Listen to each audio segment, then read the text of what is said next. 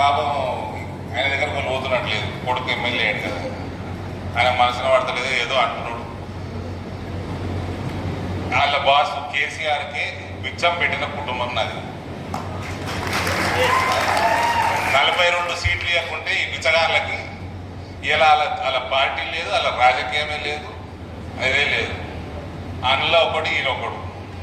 అందులో మా డాక్టర్ రగేడి ఎన్ని సంచులు ఉండే నీ దగ్గర? ఎన్ని సంచులు ఉండే? 50 ఫోన్లు చేసిండు నాకు. అన్న సంచులు ఇప్పుదాం, సంచులు వద్దా. ఏమవుతుంది? ఏమవుతుంది? ఇక్కడ ఉత్తర భారతంలో ₹1 కాదు, ఈడ 50 కోట్లు చేస్తున్నాడు. ఇక్కడ ఉన్న గరీబులు చాలా మంది ఉన్నారు. నేను ఆ రోజు చెప్పిన, ఈ రోజు చెప్పిన, ఇలా జెడ్పీటీసీ నిలబడేటోళ్ళు ఎన్ని చేతులు ఎత్తారు?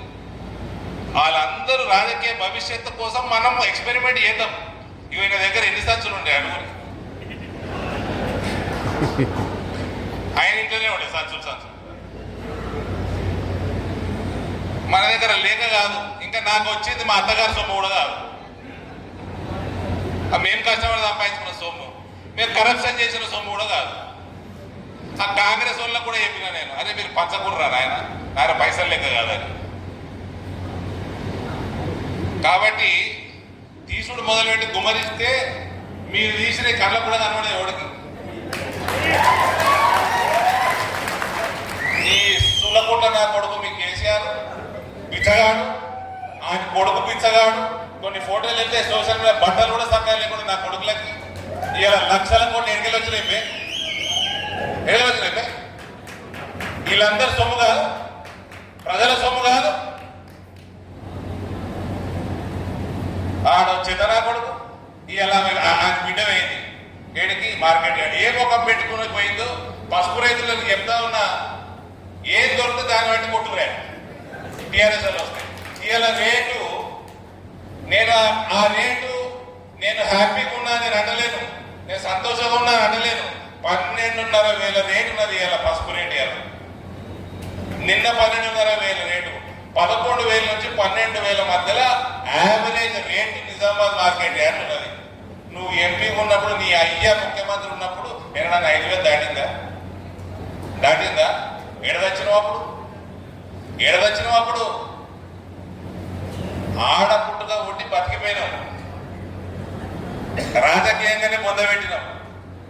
మొగోడు అయి ఉంటే అప్పుడు చూపిస్తుంటే తర్వాత ఇవ్వాలంటే పోయి 12,500 వస్తున్నది. ఈ పైసలు మద్దతు ఇవ్వాలన్నట. మీ అయ్యే పీకిండు అంటున్నా. మీ అయ్య 10 ఏళ్ళు ముఖ్యమంత్రి ఏం పీకిండు? మీ అయ్యకి సిగ్గుందా? నేను ఇంకా రాజకీయాలు తిప్పుతున్నాడు. చీ కొట్టినాక ప్రజలు ఇక్కడ నీకు ముఖం లేకుండే ఇక్కడ వచ్చి నిలబడతానికి జైలు ఉంటే నిలబడి ఓడొద్దన్నాడు. జైళ్ళకే నిలబడలే పెద్ద పెద్దలు అందరూ. జైళ్ళకే ఎలక్షన్ నిలబడలే. నేను ఫ్రీడమ్ ఫైటర్ అని చెప్పి బీఫామ్ అది ఏంటి నామినేషన్ డిపాజిట్ కూడా గదులంతా ఎక్కువ పీడవదులకు. ఈ మొక్కలు మీ మొక్కలు వద్దురా పోయి చూసేది, మీ మొక్కలు చూడం మేము. అంటే ఊపుగా మీద పడి తిరుగుతాం. ఇటు కూడా వచ్చిరాట జగిత్యాల. మీకేం పని? మీ జిల్లాకి ఏం సంబంధం? ఎమ్మెల్సీ ఏమో ఆడ, వాళ్ళ అయ్యా అక్కడ ఇచ్చుకున్నాడు ఎమ్మెల్సీ. ఇక్కడ ఏం తిరుగుతున్నది? డిస్ట్రిక్ట్ బొమ్మలు లెక్క. మా చెల్లె డిస్ట్రిక్ట్ ఇచ్చింది, ఆమెనేమో జిల్లాలో డిస్ట్రిక్ట్ ఇస్తున్నది.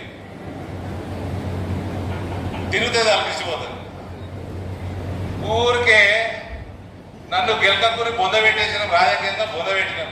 ఎక్కడికి వెళ్ళైతే మా అయ్య డి శ్రీనివాసుడు బిచ్చం వేస్తే పుట్టింది చూడు మీ పార్టీ, మళ్ళీ అదే బిచ్చం గతి పట్టిస్తే నేను చెప్తున్నా, మాటిస్తున్నా కొరట్లకి. మళ్ళా అదే బిచ్చం గతి పట్టిస్తే రాజకీయంగా మొత్తం పార్టీకి. ఈ రాష్ట్రంలో ఏడ కూడా పింక్ కలర్ కనబడద్దు, గులాబీ రంగు కనబడ కూడా చేస్తా బిడ్డ. చీ కొట్టుకున్నట్టు చేస్తా.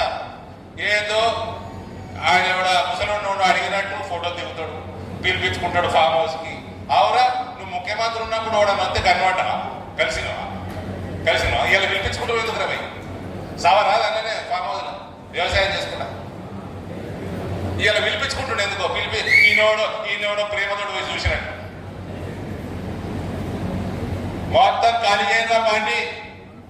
ఇంతో అంతో ప్రజలలో అభిమానం ఉన్నోళ్ళు వాళ్ళని మీకు 4 ఓట్లు వేసిన వాళ్ళు అనుకునే వాళ్ళు అందరూ ఆ పార్టీ ఖాళీ అయింది. వీళ్ళ మొఖాలు దరిద్ర మొఖాలు చూస్తే వచ్చే ఓట్లు కూడా రావు రానున్న ఎన్నికలలో. ఖాళీ అయింది. మేము ఇప్పుడు దర్వాజా తెరుస్తాం. 4 రోజులు ఆగురు బీజేపీ దర్వాజా తెరుస్తాం. సొల్లు అందరు ఊరికే ఏదో 4 రూపాయలు సంపాదించుకుని పోయి చదువుకొని వేరే పని ఏదో చేసుకోపోరు పోయి ఊకే ఇక్కడ రాజకీయం చేసినంటే పూర్తి పార్టీని భూస్థాపితం చేసి పెడితే రాజకీయం భూస్థాపితం బిడ్డ చెప్తున్నాం. కాంగ్రెస్ వాళ్ళు మా అంజన్న మా కొమరయ్య సార్ ఇద్దరు కాంగ్రెస్ వాళ్ళ ప్రచారమే లేదంటే ఏ ముఖం పెట్టుకొని ప్రచారం చేస్తారు వాళ్ళు? ఎవడన్నా మంత్రి వచ్చి ముఖం పెట్టుకుని వచ్చి ఓటు అడిగే పరిస్థితి ఉందా? ఎవడన్నా ఎమ్మెల్యే వచ్చి ఓటు అడిగే పరిస్థితి ఉందా? మా మహిళలు చీపులు పట్టుకుని రెడీగా ఉన్నారు. ఏది రాబోయి మా 4,000 పెన్షన్, ఏది బంగారం తులము 2,500 ఆ కటారా ఫ్రీ బస్సులను ఎన్ని రోజులు తిరగాలి మేము? ఎక్కడైనా ఒక్కడికైనా ముఖం ఉన్నదా? నిరుద్యోగుల దగ్గరకు పోయి గ్రాడ్యుయేట్ల దగ్గరకు పోయి వాళ్ళకు ఓటు అడిగే పరిస్థితి ఉన్నదా? టీచర్లకు ఏమేమి వాగ్దానం చేసిండు, ఉద్యోగస్తులకు ఏమేమి వాగ్దానం చేసిండు కేసీఆర్ ముఖ్యమంత్రి ఉన్నప్పుడు? వాళ్ళకు ముఖం ఉన్నదా? ఆడికంటే తెలియదు ఆ క్యాండిడేట్ పెట్టలేదు. కాంగ్రెస్ వాడికి ఎవ్వరికి ముఖం లేదే, వాళ్ళు ప్రచారం చేసుకొని ఇక లేదు. వాళ్ళు ఏమన్నా అంటే పైసలు వంచుతారు. రేపు 100% చెప్తున్నా పైసలు వంచుతారు. పైసలు తీసుకోర్రి కమలంకి గుద్దుర్రి. పైసలు తీసుకొని కమలం గుర్తారు. ఏ పెద్ద పనేం కాదు. నీ దగ్గర పైసలు ఉన్నాయని వస్తున్నది. ఉంటే ఏంది బాధాపుతో ఉంటాయి పైసలు. ఉంటాయి పైసలు ఏం పైసలు మన దగ్గర ఉంటే పైసలు తప్ప బాధాపుతుంటే దేశ భవిష్యత్తు కోసం, భరతమాత కోసం, హిందూ సాంప్రదాయం కోసం, మన సంస్కృతి సాంప్రదాయాల కోసం, రామరాజ్యం కోసం చదువుకున్నోడు ప్రతి ఒక్కడు భారతీయ జనతా పార్టీకి ఇస్తాడు. వేరే పార్టీ దిక్కు చూడడు. మీరు రేపు మన పట్టభద్రులకి, టీచర్స్ కి ఏ రకంగా సేవలు చేసుకుంటారో మీరు తయారు కండి అని మీకు అందరికీ ఇద్దరికి రిక్వెస్ట్ చేసుకుంటూ మరోసారి ఈ కార్యక్రమానికి వచ్చిన ప్రతి ఒక్కళ్ళకు కూడా నేను చేతులు జోడించి రిక్వెస్ట్ చేస్తా ఉన్నా. పెద్ద ఎత్తున భారతీయ జనతా పార్టీ అభ్యర్థుల్ని గెలిపించాల్సిందిగా మీ అందరితో మనవి. భారత్ మాతాకి. ఇప్పుడు ఓట్ ఆఫ్ థ్యాంక్స్ కోట్ల పట్టణాధ్యక్షుడు బింగి వెంకటేష్ గారు చెప్పాల్సిందిగా కోరుతున్నాం.